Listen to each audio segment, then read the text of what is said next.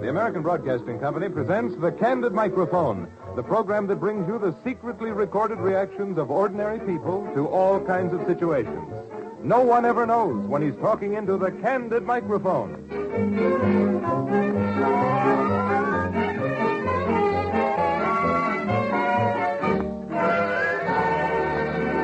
Here's that man who might get you on record someday, the man with the hidden mic.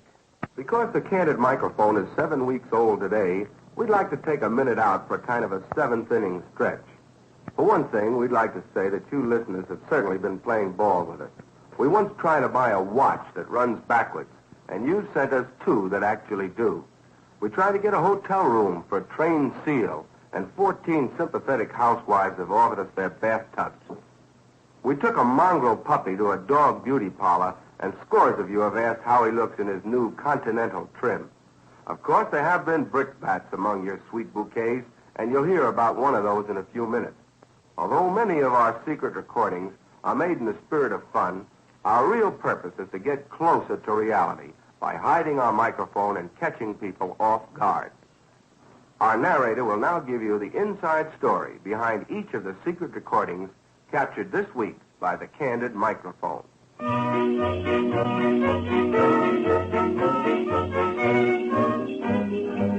Sweet charity, we've been told, is something that begins at home. If you've ever heard the rattle of coins in a collection box, you know that charity reaches out in the streets of any big city. But where does charity end? Very often we drop our dime or quarter in the little box held out to us without really knowing too much about it, except that someone needs something. One day last week, the man with the hidden mic set out to test the limit of people's generosity. With his little rattling collection box, you'll hear it as he talks, he had faith and hope that the first man he stopped in the street would give his little donation, no matter what the charity.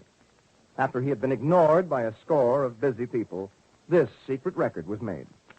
No, I'm sorry. We're collecting money for the OSCFFNE. For what? What was that? It's the OSCFFNE. It's the Organization for Collecting Funds for Needy Eskimos. First time I've heard of that one. Well, who are they? What are they? What do they do? Well, as a matter of fact, very few people in this country know what hardships they're enduring there. You see, they had a warm winter, and that really it upsets them terribly. Their whole economy is disturbed, and a lot of their igloos melted, and a lot of their folks are without the proper clothing. And they have clothes for cold weather, but they have nothing that they can wear in the warm weather. Well, I think they take off their clothes. No, it doesn't work that way, sir. Well, I imagine that they can build themselves up again on their own. There's plenty of ice up there to build the igloos. Well, that's true, sir, but they can use our help, and any little thing that you can spare, they need it. You know how a polar bear feels in the warm weather? Well, how could you turn down a warm Eskimo, sir?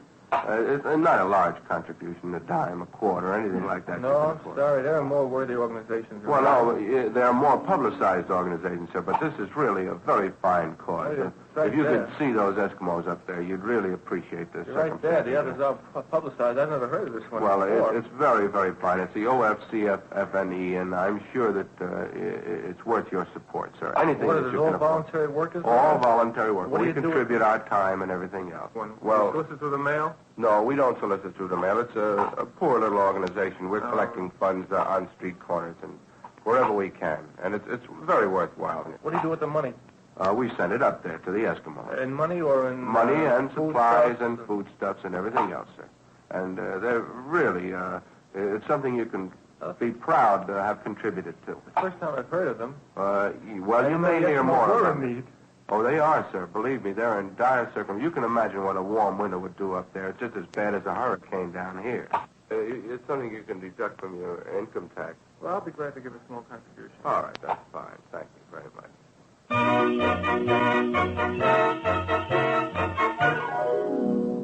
If this appeal has melted your heart, contribute your ice cubes to any branch office of the OSCFFNE.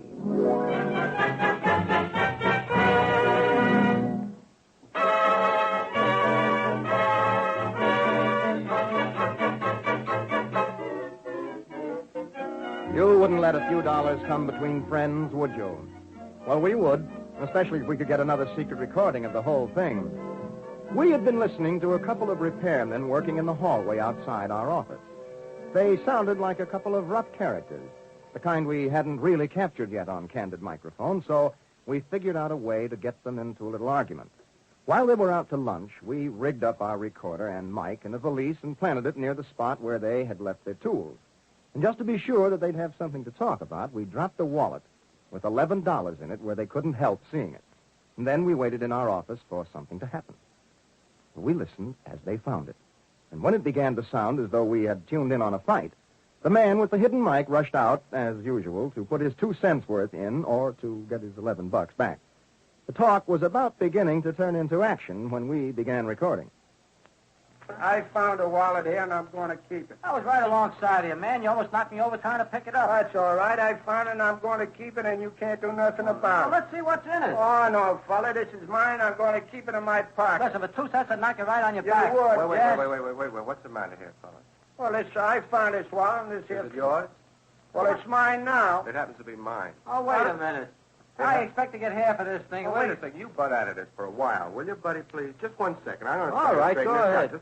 Is it your wallet, fella? It's mine now. I found it. Well, I'm telling you it's mine. I'll tell you exactly what's in it. What's in it? There's $11. There's a 10 and a 1 and nothing else. No cards, no nothing. Is there no name in it? No name in it. Identification? Well, look in it. You'll see. Is there? Yeah, tell me the last number of the $10 bill. Oh, come on, buddy. You're Well, kidding me. how do I know? I told you exactly how much money there was in it. It's mine. It's yours. I dropped it there a few minutes Suppose ago. we call a cop and take Never it. mind the cops. Isn't that Well- enough? Is it yours? It's mine now. I got it. If you want it, you'll have to get down and battle for it. Down the court. No. Don't you think it's fair that I should get it, buddy? No, I think you're a phony. What do you mean you think I'm a phony? I identified the wallet. There's nobody through this hallway in the last hour. What do you mean? I left all this equipment here 15 minutes ago. I must have dropped it when I put this stuff down.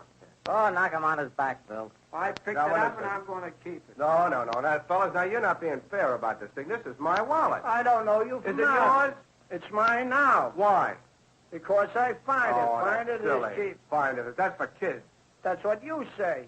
Find is keep. That's what little girls say. Yeah, but how do A I grown know guy you? like you. I don't know you. I said that it's mine, and I proved it to you. Anybody can come along and pick up this wallet and say it is his. No. I identified. Nobody's going to pick That's $11 no mean out of of a hat. That's no mean of identification. Why not?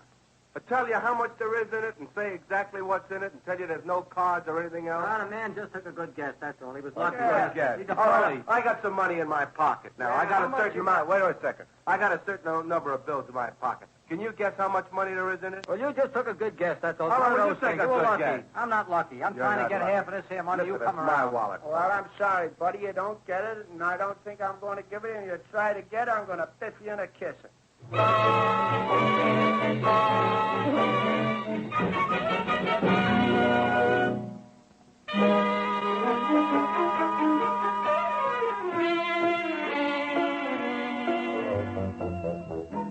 We don't have a studio audience at the broadcasts of Candid Microphone, but every showman likes applause, so we take our little bow when your letters come in. But once in a while, we get a few hisses and catcalls.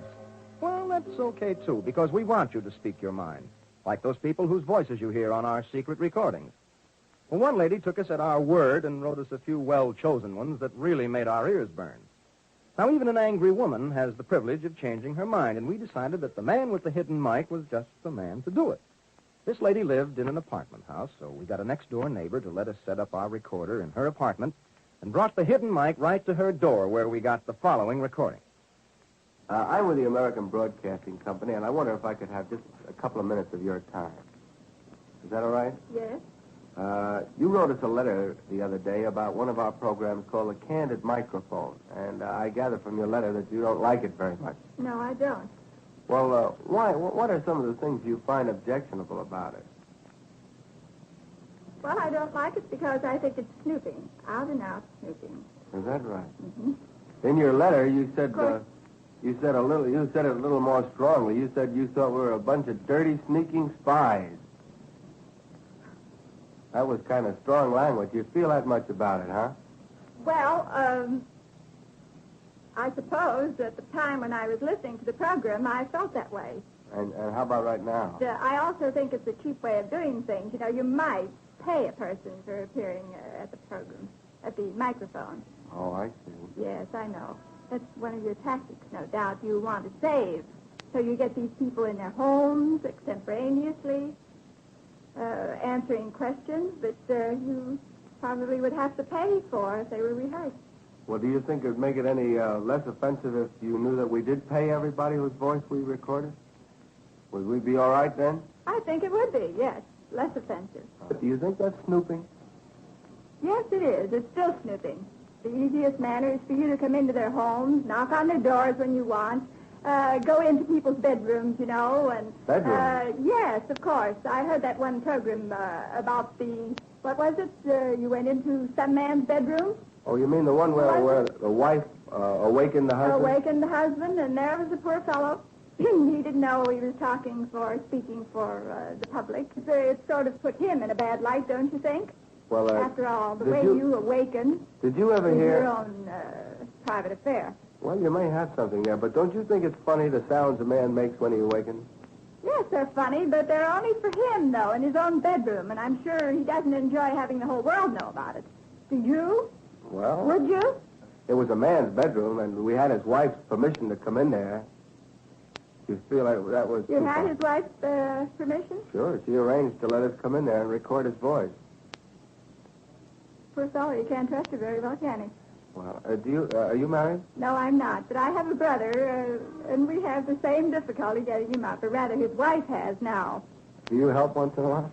I used to have the position. Don't you think most people are nervous and self-conscious in front of a microphone? Not anymore. I think most people take to a microphone very nicely. Do you feel you'd talk just about the same way if you knew you were talking Right into a now, microphone right now? Yes, I would. There'd be no difference whatsoever. No difference. Well, now, look, let me show you. This is a microphone. Mm-hmm. And what you've just said is ready to go out from coast to coast. Does that make any difference to you? What am I supposed to do at this point? Faint dead away? Do you mind our coming in here and talking to you this way? Do you think we took an unfair advantage of you? I think so at the moment. This conversation may not be worth a nickel, but would you like to have it on the air? Yes. You would? Of course I would. Because I want the whole world to know of my opinion on this program.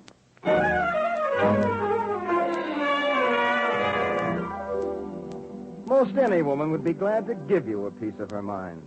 We had to pay $15 for that piece.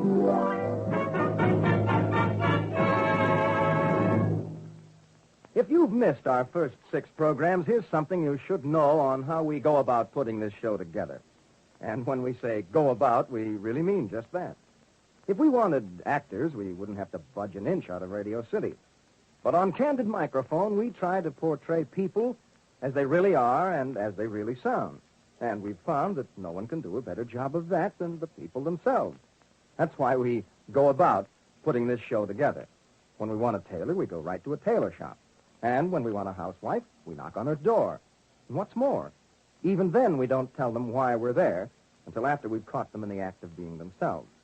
We hide our microphone and make a secret recording of whatever you hear at the time it actually happens.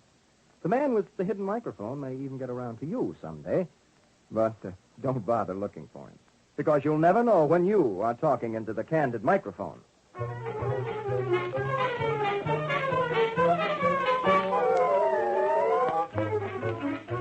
Usually, when you have a problem, you go around asking advice until you get the advice you want. Some problems, though, can have only one answer, like a simple problem in arithmetic. You wouldn't think so, though, if you asked more than one person. Give 4 normally calculating people an 8th grade problem in division, and between them, they'll come up with more dividends than a matured war bond. Now, before you go helping Junior with his homework, let's see how much you've forgotten about the third of the 3 R's. Listen to a little problem we put to unsuspecting strangers. Tell me, do you remember any of your division from school? A little of it. How do you divide 7/8 by 3/4? 7/8 by 3/4. Yeah. You find a common denominator and proceed from there. It's not too difficult from that. Common denominator. Don't you use that when you add? No, that's the common denominator when you're adding. The common denominator, I guess, would be 8. Common denominator would be 8. That would be, you would multiply the 3 of 3/4 by 2, which would make 6/8, and the 4 of the 3/4 by 2, which would make then 6/8. It'd be 7/8 divided by 6/8. Yeah. From there, it'd require a little pencil and paper to carry it on out.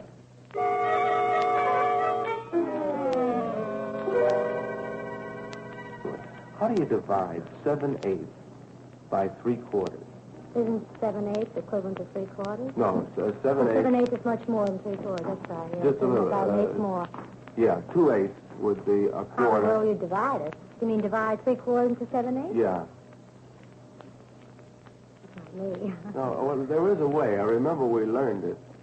As far as I know, we never divided a fraction into a fraction. We always divide a fraction into a number. Yeah, but I mean, for instance, you have how many times does a half go into 2/3? You divide one fraction into the other, don't you? You can? I never heard of that. Ah. I doubt very much if you divide a fraction. It's impossible because you'll have an uneven number. Yeah, but you might get an answer of a fraction. Like, for instance, you could say, how much is a quarter of a quarter? That really is dividing two fractions. Quarter of a quarter is it? Quarter of a quarter is... Gee, we learned it in school, and we forgot. There is a way?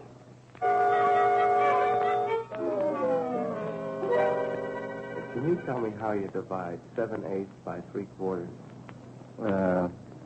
Multiply the, 7/8 by 3/4. Multiply 7 by 3 on the 8 by 8. You get 21/64. Say that again now. Maybe you got it right now. Multiply the 7 by the 3. That's 7/8 by 3/4. Yeah. All right, that'll be 21/32. The 8 to the 4. 21/32. That's right. And that's the answer you get if you divide 7/8 by 3/4? I believe so.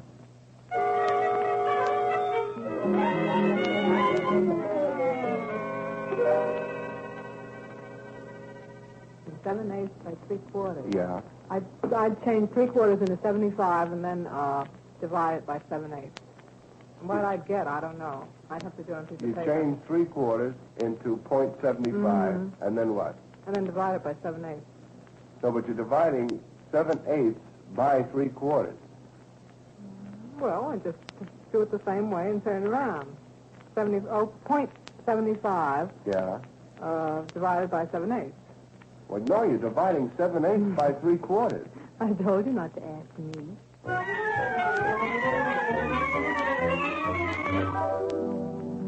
If you're having as much trouble getting the correct answer, just ask any 13-year-old kid.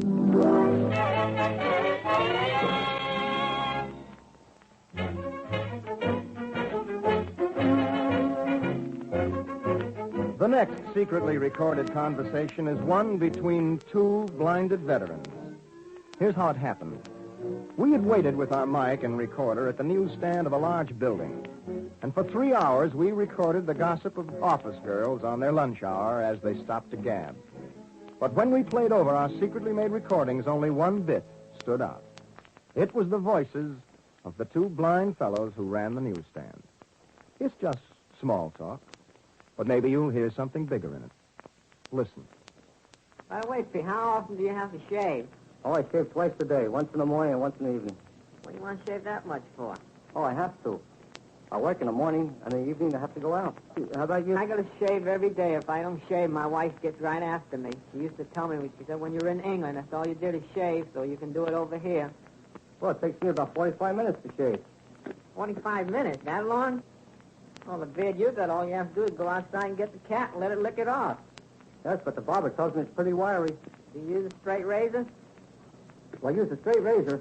What do you think I am, crazy? I'll never forget the first time I learned how to shave. I just took that razor, pulling it slow, and slow. And when I go out, a fellow would say, "Hey, did you shave this morning?" I'd say, "Yeah." Well, he says, "Well, you sure look funny." I had plenty of practice learning how to shave. My first experience was when I was on maneuvers out in the desert, when there was no mirrors, and I had to shave without a mirror. Well, I had experience like that in France. Had a 2 weeks beard and shaved with cold water and no mirror. Well, that's not so bad. What, 2 weeks? Without No. shaving? I mean, by the way, do you let your wife shave you? Oh, no. Why I not? never trust a woman to shave me. Why not? They're too dangerous. Listen, as good looking as you are, you don't have to worry about anything.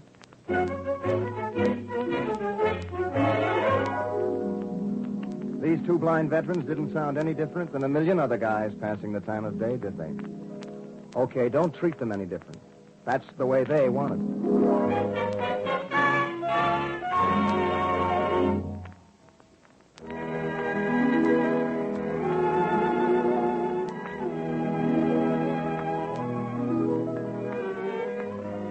Just lean back a minute while we paint you a beautiful picture. Suppose you were the greatest guy in the world. Nobody, but nobody, laughs when you sit down at the piano. You've won 1 million friends, and you've influenced everybody else. Your muscles have muscles, and the women who can't whistle just purse their lips when you pass. You've got a country home in every country and a townhouse in every town. You've got so much money in the bank, the interest bores you. And when you shoot over 70 on the golf course, men mash their mashies and flags fly at half-mast. What a man. What a tycoon. And that's you. Okay, now, big shot.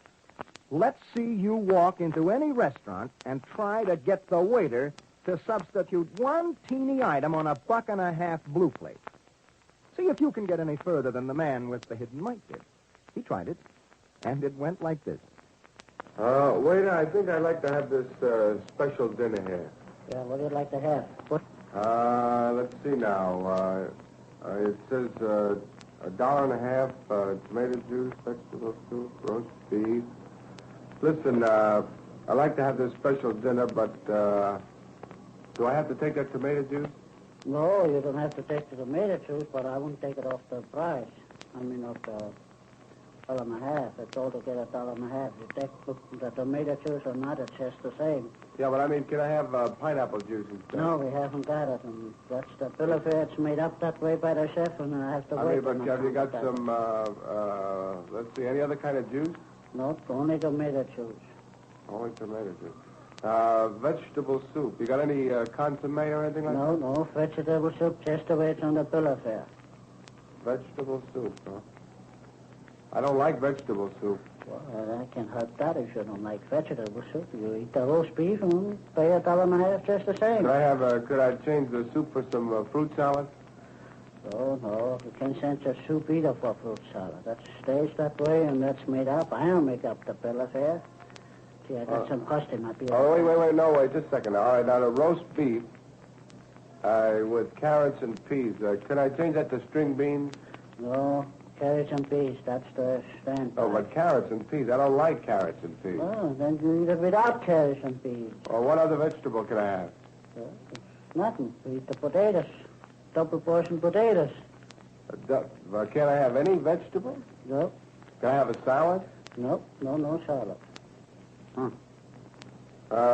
What flavor ice cream you got? Vanilla and chocolate. No strawberry? No strawberry, no. Not today. Well, what other dessert? Do you have any? That's all vanilla and chocolate ice cream. Either you take vanilla or you take chocolate or do without it. No, but look, fella. Mister, you're taking my time away. No, wait, just a second. I want this dinner, but I can't find anything I like on it yet. Well, if you don't like it here, eat a sandwich. No, I like the $1.50 dinner. That's a good buy. But that's all that is. Can you give me any, just a little fruit salad for the dessert? No, I can't do it. What do you think? The chef threw me out of the kitchen if I go in there to ask him for fruit salad. So far, you haven't given me anything I like. Well, no, here, all right. Look, let's start. I don't like tomato juice. You like tomato juice. You don't like no soup, but you like the roast beef. Yeah. But you don't like no carrots and peas. Right. You want ice cream, but you don't like the vanilla ice cream. You don't like the chocolate. If I could have this $1.50 dinner with tomato juice, I'll even take tomato juice. Yeah. Nice consomme. I got no consomme. All right, wait.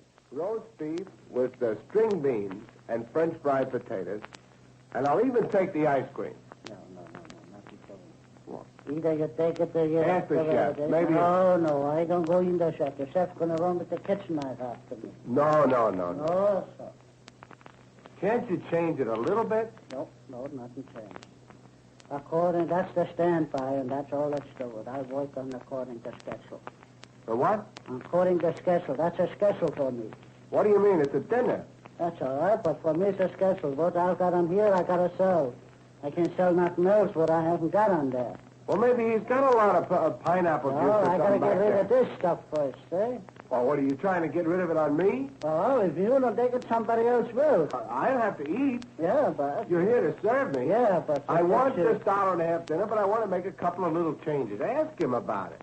No. Could you take the carrots out and only peas? No, the carrots and the peas is together, and takes 2 men to pick the carrots out.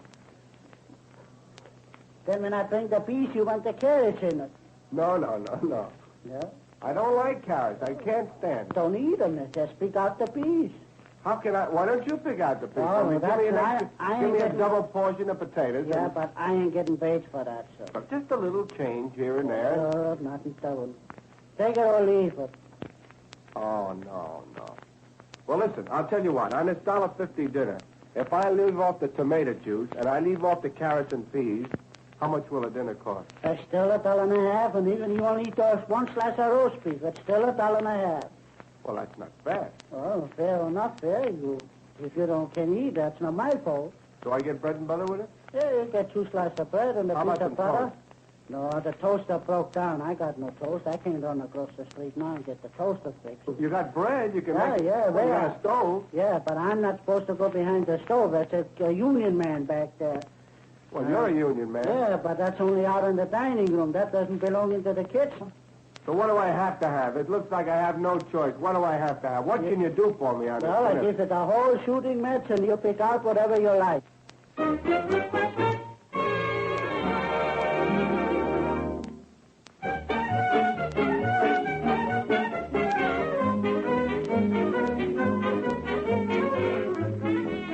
So, until next week, the Candid microphone goes back into hiding, the better to eavesdrop on the people whose voices are secretly recorded.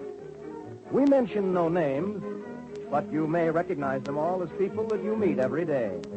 That's because they're real people who never knew that their every word was captured by the Candid microphone.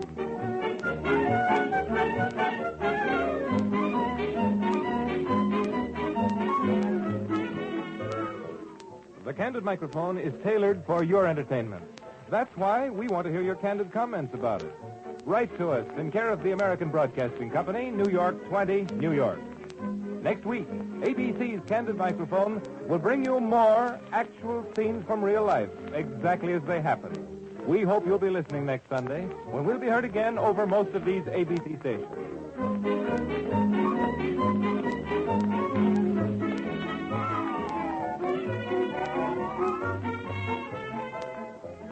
On the staff behind the Candid microphone are Joe Graham, Ralph Norman, and John Larkin. Candid microphone is a copyrighted Alan A. Funk production. This is ABC, the American Broadcasting Company.